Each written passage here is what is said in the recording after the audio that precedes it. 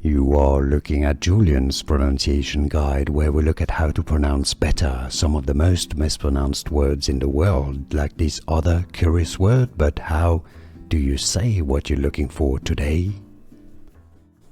Let's learn how to pronounce these names. If you want to learn more confusing names pronunciations, make sure to stay tuned to the channel, and you can skip to the end of the video. I've got tons more for you here. There are two different ways at least of pronouncing it that are used, that I have confirmed from people that have this surname.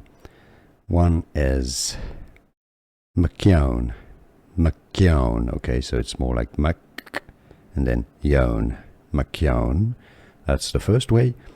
The second pronunciation that is used, and it's going to depend on every family, McKeown. McKeown. McKeown, or McKeown as well. Some pronounce it as McKeown or McKeown. How do you say it yourself? Let us know in the comments. Here are more videos on how to pronounce more confusing words and names too many mispronounced. Like this video if you found it useful. I appreciate your support. I'll see you soon, and thanks for watching.